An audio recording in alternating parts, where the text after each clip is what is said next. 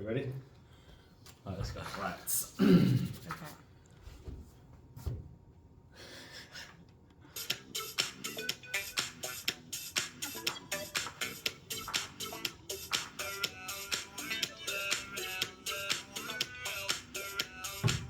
Good morning, Harris Academy. My name's Mr. Doherty and I'm joined by my co-presenter, Mr. Rickenberg. for our weekly ramble of jogging around the world. Good morning to you, sir. How are you today? I'm good. Do you know what? This week's not been that bad, I don't think. All right, yeah, is The it? marking's been done. The Year 11s have done their marking. And I actually found myself at a loose end last Oh, night. right, so I yeah. didn't have nothing to do. It's all right for some. What about you, sir? How are you? I'm all right. Yeah, it's been quite a long week, but We've had a lot of stuff going on. we'll get into that though, won't we? And but yeah, no, I'm all good.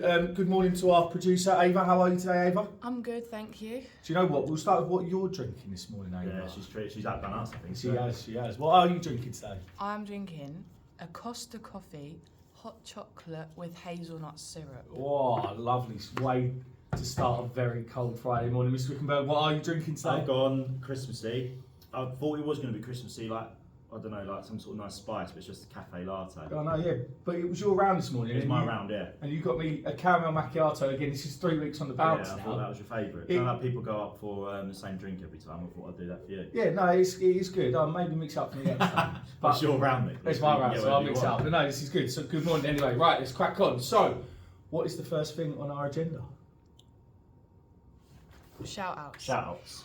Right, I'll Who's start. first? Go on, I think who's first? we're very much in PE territory here. I want to shout out the cross-country runners yesterday. Yeah, they did some pretty good Best- results. going in. yeah, best results that they've ever had, I heard. Not individually, but as a school, best results they've ever had. We had no winners this time. Right. Because our star was injured, unfortunately, one of our Year 11s. But we had some seriously good results. We had a lot of like thirds and seconds, and we had a lot of like in the top 10s, which is really good. And massive shout out again to Jacob Desoy, because that boy He's unstoppable. is unstoppable. Yeah. He's unstoppable. First boy last year, first disabled boy last year to run in the juniors, and first disabled boy this year to run in the inters. He's brilliant. Really, really good. Really Comes good. in with some wicked times as Yeah. well. Am I right in saying he does history though? Yeah, I We think won't so. hold that against No, him. he's not a geographer. I'm pretty No. sure he's not a geographer. But you know, never mind. That's it. Whatever makes him happy. Exactly. Okay. Any other shout outs? Who's next on the list? ENI football team. Oh, Up the Chaffers, come on. yes. So we got our result, didn't we? Yeah, I don't know whether we keep getting results when we're not there. Yeah. Whenever we're not managing the team, they seem to win. Something funny about that. But they had their first cup game. Who they playing? Harris Chobham. Chobham, and they went 3-1 down and won 7-3. Yeah, 173. So we had progressed through to the cup, and I said this to Mr. Rickenberg. I said, "Oh, brilliant! I wonder who will get the next round." And he said, "Hopefully, we get Harris Mayflower." Which we is can- a primary Which is a school primary next school door. for all our listeners who do not know. So we might progress further in the cup. Brilliant. Any more shout outs? Pillar Day. Pillar Day. Right. So we had Pillar Day on Wednesday. What is Pillar Day? It's all about our Character traits, it's isn't an it? off timetable day, which is Yeah. all about our character traits here at school. And this week the focus was on kindness. So myself, Miss Sivia, and some great members of staff. I can't name them all because I'll be here all day, but they were absolutely amazing all day. We took the Year 9s, 200 Year 9s to the theatre in London to watch Wicked, which was, I'm not going to say it, a very good experience. I'm Yeah. not going to say it was wicked.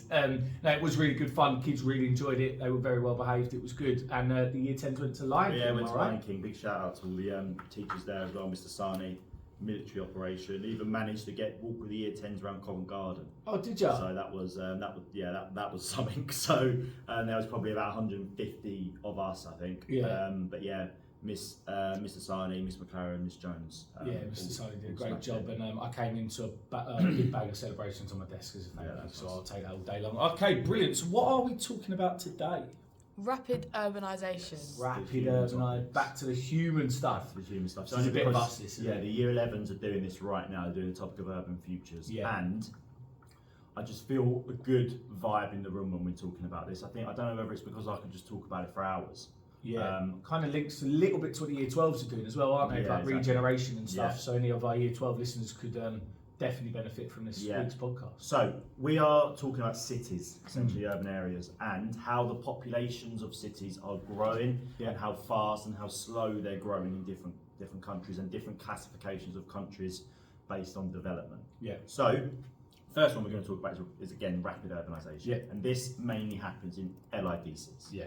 Right. So do you know what rapid urbanisation is? It is just when So urbanisation is the growth of an urban area, isn't Yeah. it? Cities and big urban areas, big towns getting bigger. Yeah. Rapid urbanisation is where that happens at an accelerated pace. Yeah, at an accelerated pace. So the way that I sort of like to explain it is that places like London didn't really experience rapid urbanisation, but not on the scale that we sort of know today. So London went from about 40,000 people when the Romans were here, up to about 8 million people by, let's say, about 19, or during 8 million people by the turn of the 20th century. Yeah. Right, so that you're talking nearly then about 800, nearly 1,000 years of that growth to take place. Yeah. Right.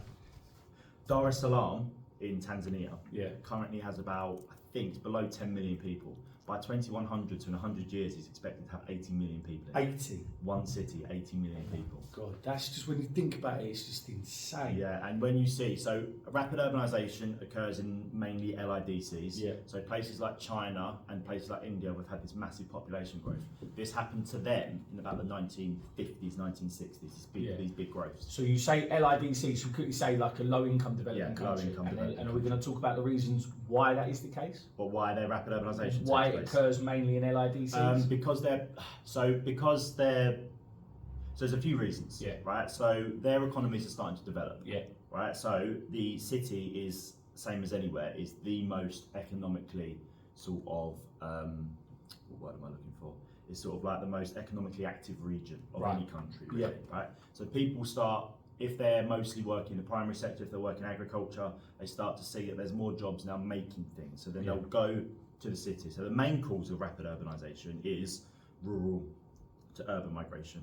So they're moving from the rural areas where they're traditionally farmers, and then now these cities in LIDCs are starting to industrialise. Yeah. So they're now starting to make things. So you won't see made in China for that much longer. You'll start seeing made in Ethiopia, made in Tanzania. Yeah. Right. So they're going to these places at massive speeds. Yeah, because I was reading something. It was I can't remember what it was I was reading, but we're talking about like the Industrial Revolution. That's essentially what happened in the UK, wasn't it? Yeah. Our rural areas, people obviously lived out in the countryside, worked as farmers for a living, or that sort of industry. And as soon as the Industrial Revolution took off, they just en masse headed to our cities for work. Yeah. And so rapid rural to urban migration is one of the reasons.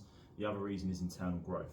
Yeah. So the populations in these countries are naturally rising really quickly because healthcare provision is getting better and people are now surviving longer and their life expectancy is creeping up. So populations are just absolutely ridiculous.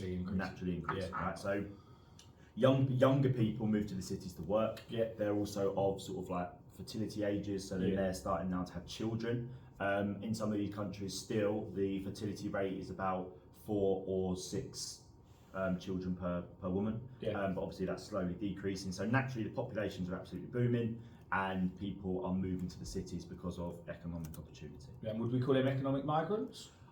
Maybe not, because they're moving within but the they're country, internal maybe. Migrants. Internal economic migrants. Yeah. Interesting. That's Okay, so mainly looking for work, and then So and now generally these people are of a younger demographic, aren't they? Yeah. So now we've got to think about the impacts of that. Right. So these impacts, I think you can see in every single city that's gone through urbanisation across history. Yeah. So the first thing that happens when loads of people move to the city is that the infrastructure there can't take it. Yeah.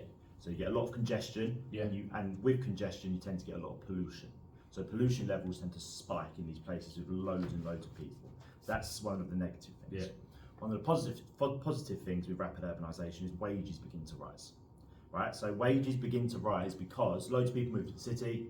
People who are business owners start seeing there's loads of workers there, so I'm going to invest my business into this place, and then the job opportunities start opening up, and then more and more people come. So one negative, we do 2 negatives, 2 positives. Yeah.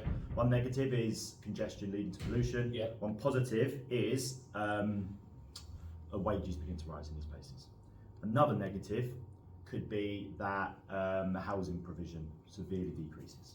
So when you say housing provision, you mean the amount of houses available, so then there becomes what could essentially become a housing crisis. Yeah, and also then you get, if you remember from the Lagos topic, you then get informal settlements. Yeah, so as a result of there not being enough houses, you end up with informal settlements, which formerly were called slums. We try to avoid that a bit now. I don't know, it's an interesting geographical debate, that, because I don't actually know what the right term is for it. Yeah, it's interesting, isn't it? Yeah. Because there is that sort of idea now that as geography teachers we're trying to move away from that idea because it has negative connotations. In the textbook, squatter settlements is the word. Squatter settlements. Used. But even that to me doesn't sound great either, No. does it? Right. So sorry. So two negatives: increased congestion, increased pollution, and you've got informal housing occurring, like the Makoko slums in Lagos. Yeah. Positive: wages tend to rise because businesses start to invest in the area. And then also second positive is that you get a new spread of ideas. Yeah. Ideas start to change in these countries because you get people from different parts of the country with different political and sort of social beliefs start merging together, and then you get sort of like the most innovative and diverse places in the country. Cool. So they are our two positives and two negatives of rapid urbanisation. Yeah. I think that's pretty good. Yeah. So moving on. Yeah. Moving through development. What Yeah. you get is you get rapid urbanisation at LIDCs and EDCs, and as they start to get more developed, you can then get what we call the AC urban trends. Yeah. And the AC urban trends is not people moving into the city, it's people moving out of the city. For a whole host of reasons. We'll put suburbanisation and counter-urbanisation together Yeah. because the impacts are the same, right? Yeah. So you're living in the city, you've moved there when you were younger, you're now having children, sort of 10, 20, 30 years later, you're getting a bit older, the city life isn't for you anymore. Yeah. But because some of the cities are now losing their jobs because deindustrialisation is taking place, so they're moving into the tertiary sector, Yeah.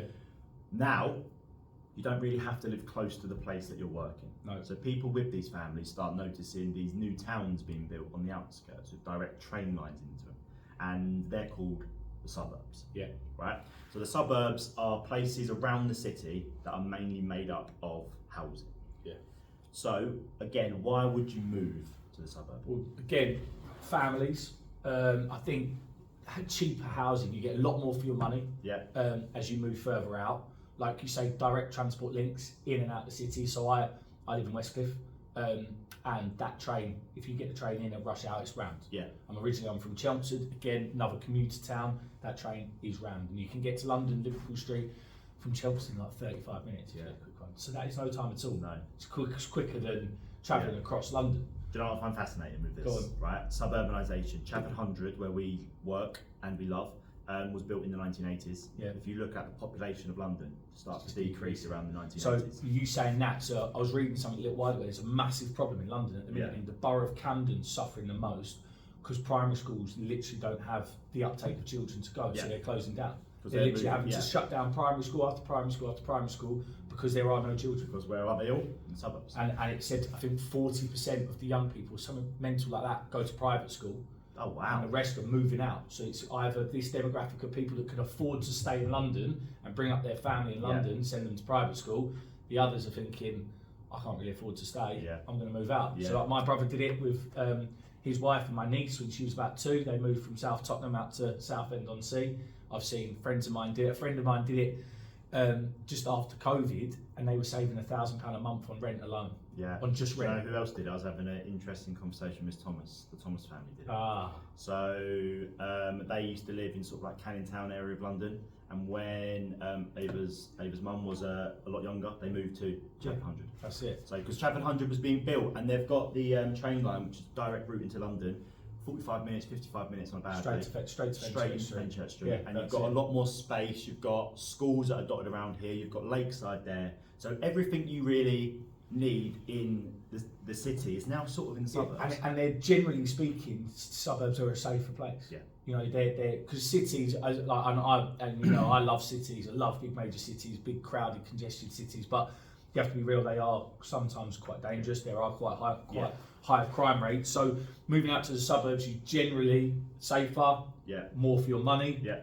greener. Yeah.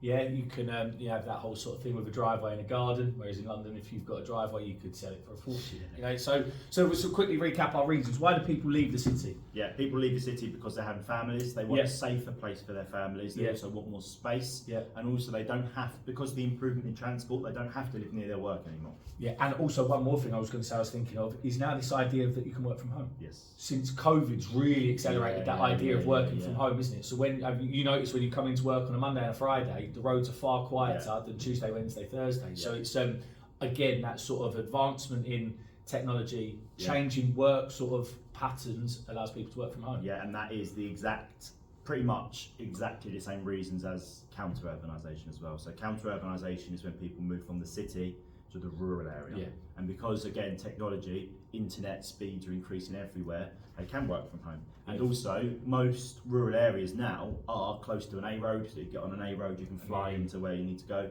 So the impacts of these two things Yeah. are tend to be negative for both places. So the suburb can lose its sense of community. You've got so many people piling in at once.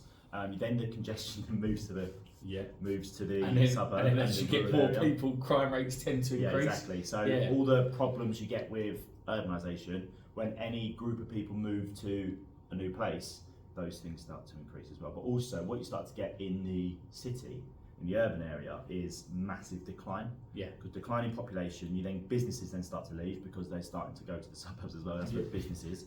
You get derelict housing. You get a lot of brownfield sites because businesses have shut down there. That's probably the reason why people have moved. What is a brownfield site? Brownfield site is where a factory used to be, which is now derelict. Doesn't get used. Essentially like abandoned buildings, isn't it? Yeah. So yes, there are quite a lot of negative impacts. Yeah. but for both sides. Yeah. But then the government gets involved. Right. Then the government or some sort of private investor gets involved, and then all of a sudden new things start to happen in the city. Yeah. Right. So all those brownfield sites, all those old industrial sites, they start thinking to themselves, I know what I can do with that. I can turn this into a big banking area. Yeah. So think of the Docklands, for example. Canary Wharf. Canary Wharf. So that the Docklands turned into Canary Wharf.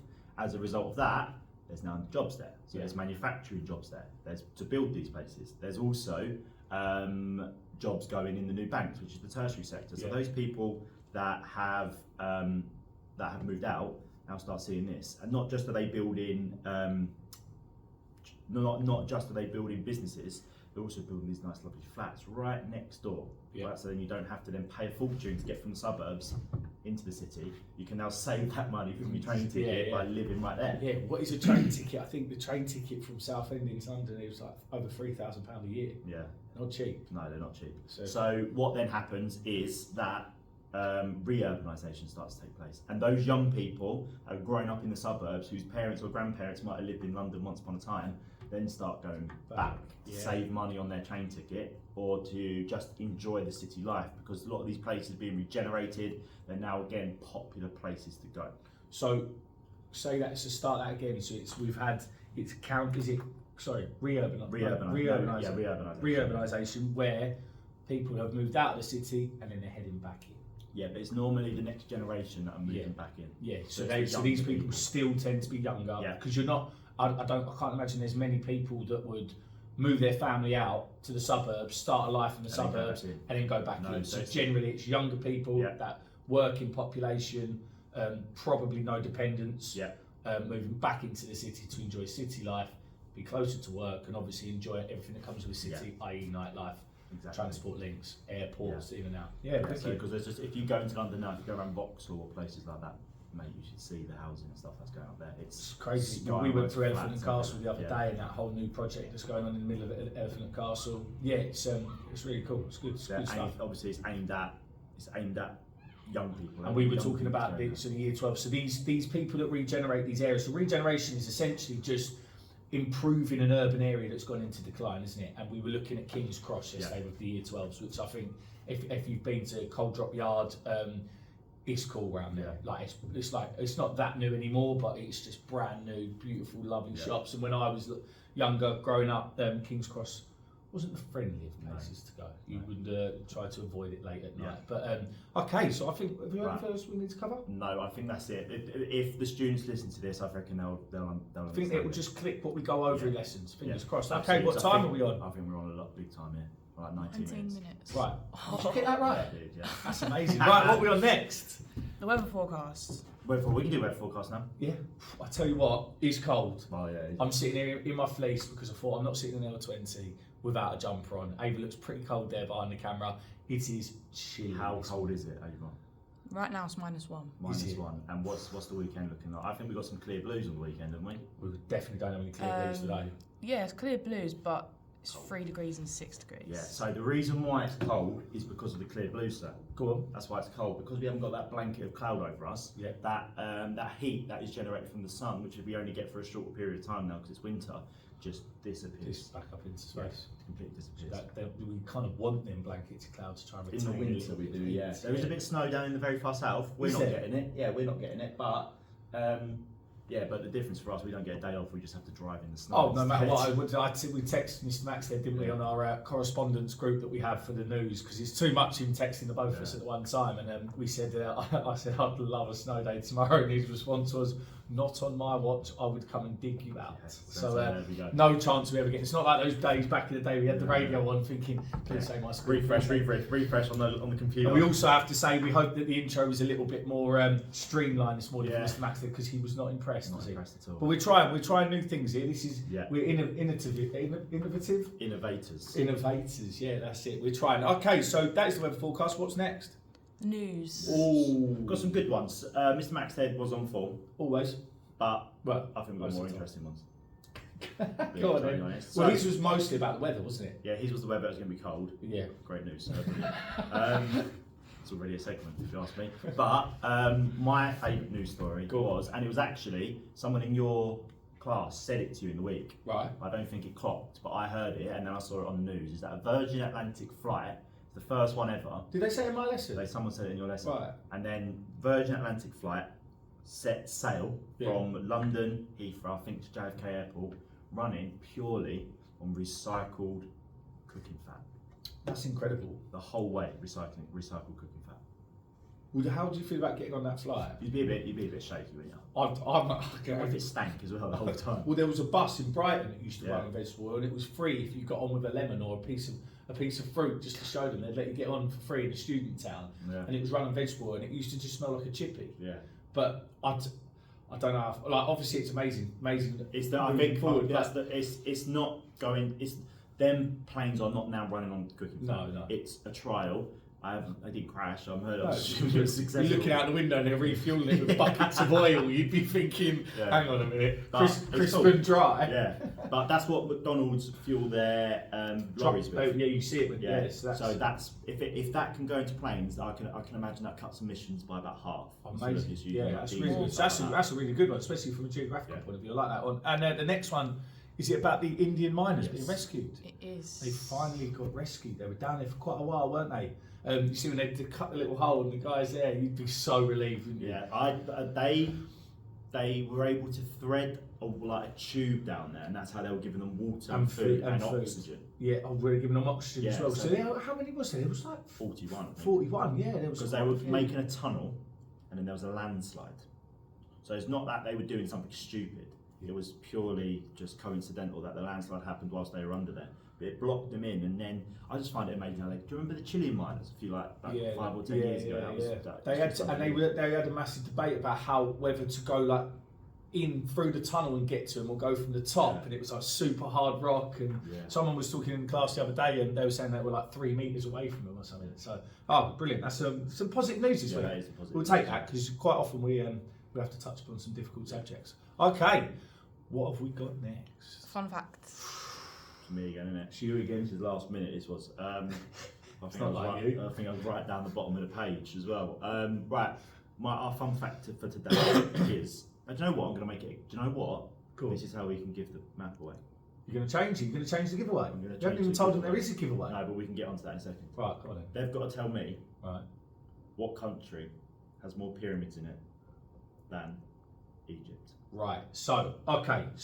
Preempt this by talking about the giveaway, please. Right, so today we have decided, because we are just moving up in the world here, we are going to give away this beautiful world map on behalf of the Geography Department and Jogging Around the World podcast. So, in order to win this wonderful map for your bedroom wall or living room wall, it's up to home, that's not up to me. We can give it back to us because we We can find somewhere to put it. But you must now then answer this question by commenting on our YouTube account or Spotify. Or Can they Spotify. You I will shout out as well. Rebecca Stevenson's found us on Spotify now. Has she? So we're hitting Well, the that's it. Then we're Right, to win this. So you have to comment on Spotify or Yeah. YouTube to win this. To win this, and the question is, what African country has more ancient pyramids in it than Egypt? I'll say it one more time. Was it what African country? What African country? What African country has more ancient pyramids in it than Egypt? And to win the prize, you must comment your answer on our YouTube channel or our Spotify account, Yes. and we will draw the names from a hat. Yes, we'll draw the names. Are we from going the to do it hat. live next podcast? We're going to do it live next podcast, but again, the problem that we face is you might need to comment your name on it and comment your real name on it, because obviously a lot of YouTube channels are like Kermit the Frog or something. Yeah, like yeah, that. yeah. We need to know who you are, like, and I don't need Kermit 1, 2, 3 yeah. because we haven't got just tell us international who- postage for this. just So tell us who you are. Yeah. yeah. And if you have got, if you are one of our worldwide listeners, we have to speak to Miss Thomas and see if we can send it abroad. But we will go from there, right? Is that us done for I think today? that's done. What yeah. time are we on, Ava? 26 minutes. Yes, 26 minutes, back back on on track. steady. Okay, so thank you very much for this morning. That was a great I urbanisation. enjoyed talking about it. I like it. I just love all that sort of stuff, regeneration and stuff like that. It's a bit of me, that. But thank you so much, Ava. Have a lovely weekend. So have Yeah. a great weekend. Stay safe. Thank you very much. See you later.